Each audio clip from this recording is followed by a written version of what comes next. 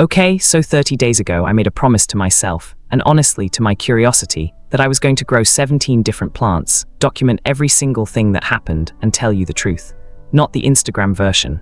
Not the everything went perfectly and look at my beautiful harvest version. The real version.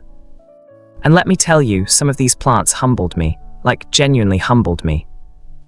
By the end of this video, you're going to know exactly which plants are worth your time, which ones will break your heart, and the 5 things I wish someone had told me before I started this whole experiment. So grab a drink, get comfortable, and let's get into it. So let me give you a little backstory on why I even started this. A few months ago, I was at the market and I looked at the prices of vegetables and I thought, wait, I have space, I have soil, I have sunlight. Why am I paying this much for things I could literally grow myself? And then the other part of my brain said, but do you actually know how to grow things? And honestly, not really. I mean, I'd grown a few things here and there, but nothing serious, nothing structured. So I decided to make it an experiment, a proper one. 17 plants, 30 days, same conditions as much as possible, same type of soil mix, same watering schedule, same spot in terms of sunlight exposure. The goal was simple: find out which plants are actually worth growing for someone like me, someone who isn't a professional farmer, doesn't have a huge space, but wants real results. I also wanted to document this for you, because I know a lot of you are either thinking about starting a garden or you've already started, and you're wondering why some things are working and others aren't. So think of this as your cheat sheet. 30 days of trial, error, surprise, and yes, a few deaths, all summed up so you don't have to go through it alone. Now let me show you the full lineup. Alright, here are the 17 plants I decided to grow. I'll go through them quickly, and then we'll get into what actually happened. Number 1, tomatoes. Classic, everyone tries tomatoes, had to be on the list. Number 2, peppers. Hot peppers specifically, because, well, you know where I'm from, we need our pepper. Number 3, basil. I cook a lot, and fresh basil is chef's kiss. Number 4, lettuce. Quick grower, or so I thought. Number 5, spinach. Healthy, practical, and supposedly easy. Number 6, radishes. I added these because I read they were the fastest vegetable you could grow. We'll talk about that. Number 7, cucumber. Summer vibes, I had to. Number 8, okra. Absolutely essential, non-negotiable. Number 9, spring onions. Low maintenance, I hoped. Number 10, carrots. I knew this was risky, but I wanted to try. Number 11, kale, for the health-conscious version of me. Number 12, mint, because I wanted fresh tea every morning. Number 13, green beans, practical, filling, useful. Number 14, eggplant, also known as garden egg, again, very necessary for the stew. Number 15, watermelon. Okay, this one was ambitious, I'll admit it. Number 16, sunflower. Not edible per se, but I wanted something beautiful in the mix to track growth visually. And number 17, sweet potato leaves. Highly nutritious, fast-growing supposedly, and very popular. So that's the lineup, 17 plants, 30 days. Let's talk about what happened week by week. Week 1 was honestly exciting. You know that feeling when you plant something and then you check on it every single morning like it owes you something? That was me. By day 4, the radishes were already poking out of the soil. Little green shoots just confidently showing up like, we're here. Honestly, I felt proud even though I did nothing. The seed did all the work. Basil germinated fast too. By day 5, I had tiny seedlings. Lettuce and spinach followed close behind. These guys are quick starters, and it immediately made me understand why beginner gardeners love leafy greens. You plant them, and almost instantly the garden looks alive. The spring onions also surprised me. By day 7, they were already about 2 inches tall. Simple, no drama. Now the slow starters, tomatoes, peppers, eggplant, showed almost nothing in week 1. If you're a first-time grower and you plant these, please don't panic in week 1. They're not dead, they're just taking their time. I almost gave up on my tomatoes early. Don't make that mistake. Watermelon showed 1 tiny shoot by day 6. Just 1. And I genuinely celebrated like it was a miracle. Carrots, nothing, blank soil. I started to worry. Week 1 lesson: fast germination doesn't mean fast harvest, and slow germination doesn't mean failure. Week 2 is where things got interesting, and where I made my first big mistakes. The lettuce was going crazy. I mean, genuinely thriving, wide leaves, good color, looking magazine ready. Same with the kale and spinach. These 3 were clearly the overachievers of the group. Mint also went from just okay to actually looking like a plant I'd want on my windowsill. Mint, I discovered, is very forgiving. You can slightly forget it, come back, and it's somehow still there doing its thing. Okra started showing real growth. The stem thickened and leaves got broader. This plant has serious energy once it gets going. But here's where I messed up. I overwatered my tomatoes. I thought I was being a good plant parent, giving them extra love, but the soil stayed too wet for too long and some of the lower leaves started yellowing. Classic overwatering sign. I pulled back, let the soil dry a bit, and thankfully they recovered, but it was a lesson I needed. Cucumber was doing fine, but it started creeping sideways and I had no trellis set up yet. Lesson learned, cucumbers need support early, not as an afterthought.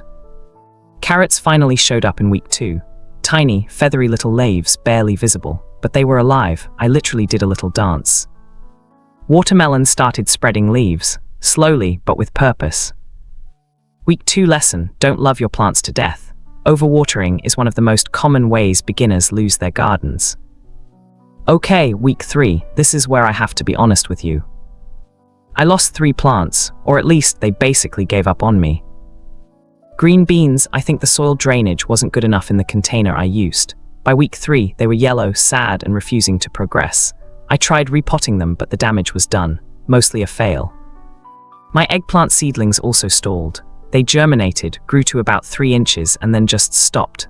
I think they needed more warmth and a bigger container.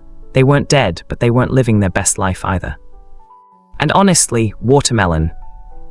Listen, watermelon is not a 30-day plant. By week 3, I had big sprawling vines and 0 fruit.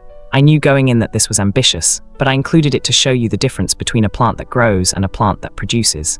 For a 30-day experiment, watermelon growth is impressive but fruitless, literally. On the bright side, okra was starting to flower. Flower in 21 days, that got me very excited. Sweet potato leaves were thriving, thick, sprawling, and honestly looked like they wanted to take over the entire space. These are incredibly low maintenance and nutritious. Huge win.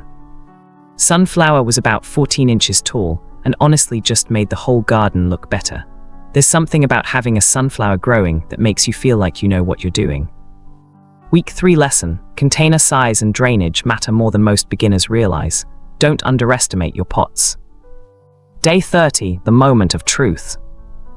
Let me give you the final report card. Top performers, lettuce, spinach, kale, basil, radishes, spring onions, sweet potato leaves, mint.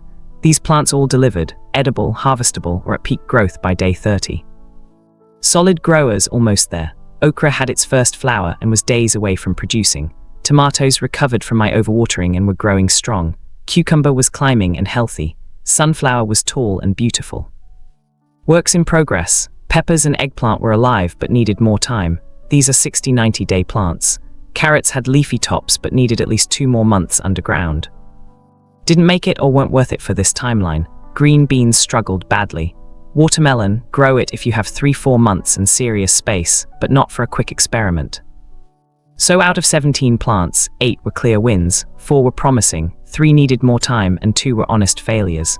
I'd call that a successful experiment. Okay, this is the part of the video I really want you to pay attention to, because if you take nothing else from this 30-day journey, take these 5 lessons.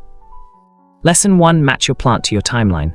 Not every plant is a 30-day plant. Tomatoes, peppers, carrots, eggplant, these are beautiful crops, but they need 60, 90, sometimes 120 days. If you want quick results and fast wins, start with leafy greens, radishes, and herbs. They'll give you confidence and momentum while your slower plants develop in the background.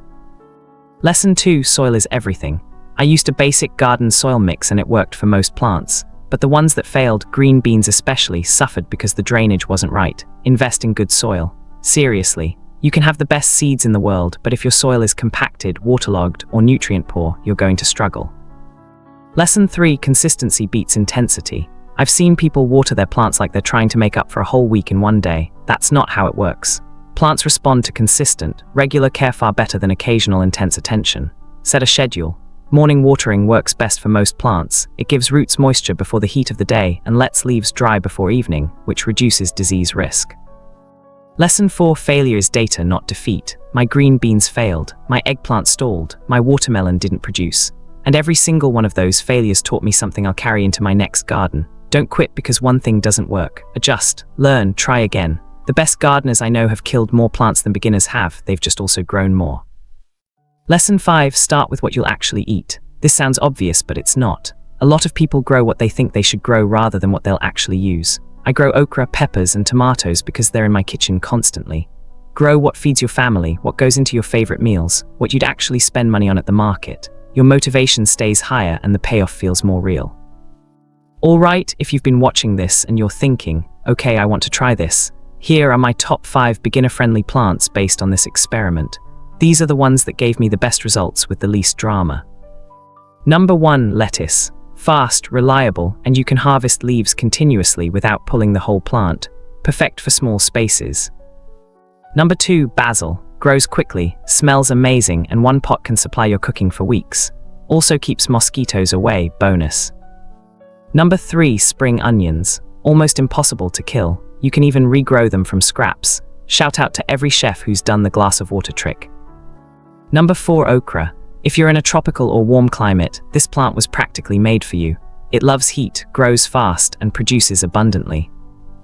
Number 5, sweet potato leaves. Underrated and underappreciated. Fast growing, nutritious, and incredibly low maintenance. If you're not growing these already, start today. So there you have it, 17 plants, 30 days, real results, no filter. Here's what I want you to do right now, and I mean right now, not after you close the app. Pick 3 plants from this list that you can actually start this week. Not 17, not 10, just 3. A leafy green, a herb, and one challenge plant that excites you. Write them down, get the seeds or seedlings. Give it 30 days and watch what happens. And when you start, I genuinely want to hear about it. Drop a comment below and tell me which 3 plants you're starting with. I read every single comment and I will reply.